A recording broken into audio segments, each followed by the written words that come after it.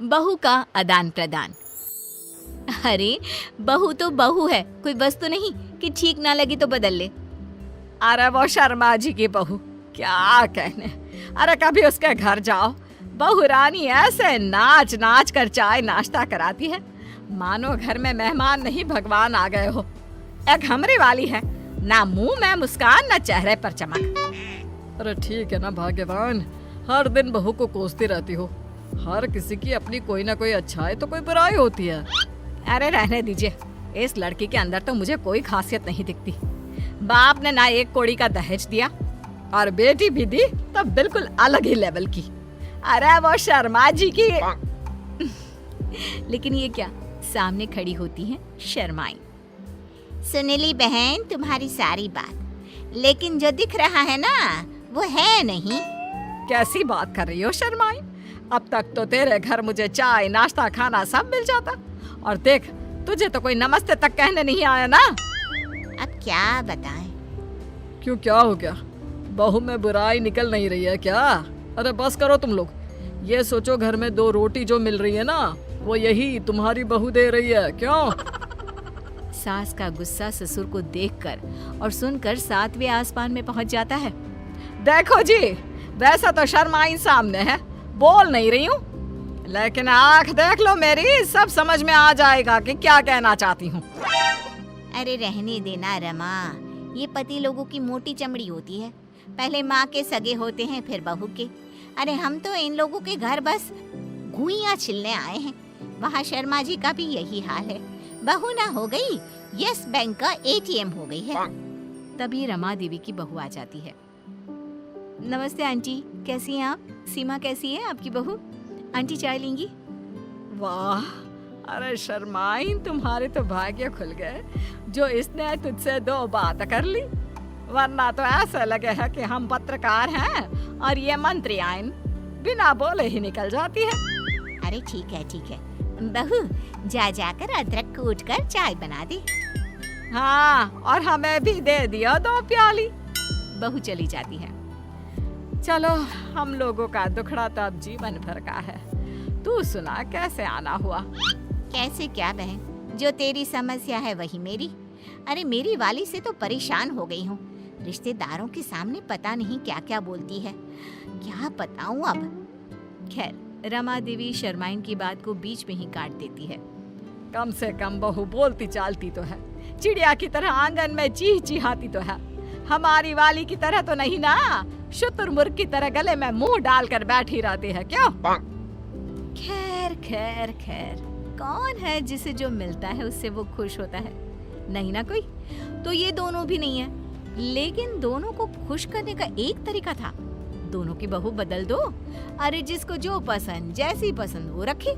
क्यों, क्या गलत है? तो फिर तो कैसा लगा तुम दोनों को मेरा आइडिया? वाह, ये तो बिल्कुल ठीक है। हाँ, हमें भी क्या परेशानी है, हम भी ओके हैं। लो, हो जाती है बहुओं की एक्सचेंज, यानी आदान प्रदान। अब हे भगवान, ये सुबह के 5 बजे जोर जोर से म्यूजिक कौन सुन रहा है? बंद करो, मैं कहती हूँ बंद करो। माँ जी, ये लीजिए चाय, मैं ना करा रही हूँ। चाय पीते पीते ये सब्जी काट देना। लेकिन सुबह 5 बजे कौन नाश्ता करेगा? ओहो ससुर जी, नाश्ता वो तो मैंने रात में ही बना दिया था।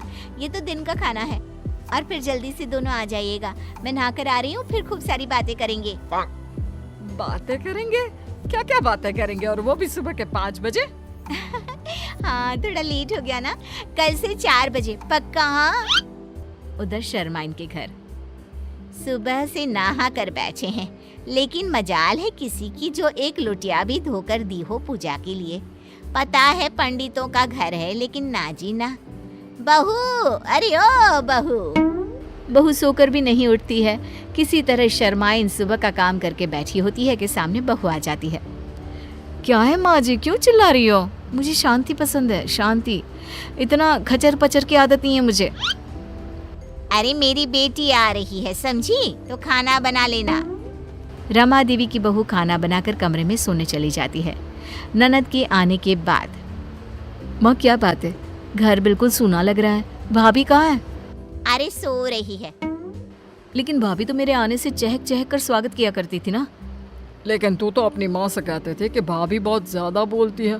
तू तो परेशान रहती थी ना भाभी की बोली से। हाँ पापा वो तो है, लेकिन भाभी की आवाज़ मिस भी कर रही हूँ। इतनी देर में तो भाभी न जाने कितनी बातें कर लेती। ये तो है, लेकिन अब सुकून है, कम से कम घर भर में शोर तो नहीं हो रहा। उधर रमा देवी, हे भगवान, आसपास के लोग आते जाते घर में झांकते जा रहे हैं कि कौन चिल्ला रहा है। मैं तो चली घर से बाहर, कम से कम कोई ये तो ना सोचे कि बहू को सास मार रही है। सच्ची हमारी बहू जैसी भी थी, कम से कम घर में शांति से तो रहते थे। अरे रहने दीजिए आप, कम से कम घर घर तो लग रहा है, नहीं तो वो वाली ने तो घर को लाइब्रेरी बना रखा था। रमा देवी की बड़बोली बहू। क्या बात है माँ जी, आप कुछ बोलती क्यों नहीं है? वो क्या है ना, आपके भाई आए थे, पता नहीं क्यों परेशान होकर चले गए। बोल रहे थे कि आपसे बता दूं कि अब से नहीं आएंगे। हैं? मेरा भाई चला गया, वो भी मुझसे मिले बिना? ये कैसे हो सकता है? मैं बात करती हूँ। रमा देवी भाई को फोन करती है।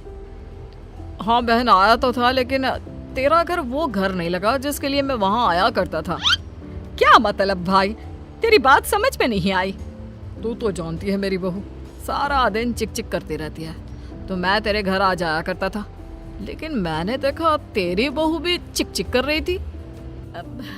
अरे वो मेरी बहू नहीं है, मैंने तो पड़ोसी की मांगी थी कुछ दिनों के लिए। तू तो जानता है ना, मेरी वाली तो बोलती ही नहीं है। वहीं दूसरी तरफ शर्माइन।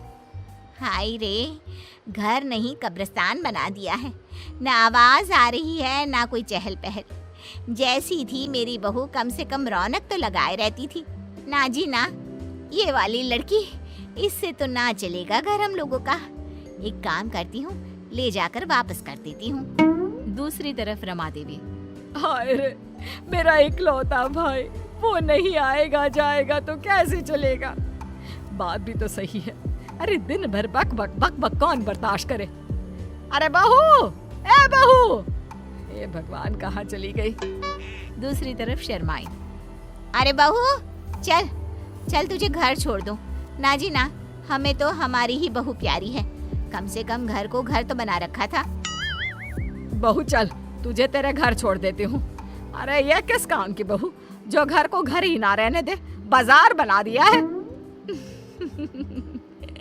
तो दोनों बहुएं आ जाती है अपने अपने घर में। वो कहते हैं ना, जिसका जूता उसी को साजे।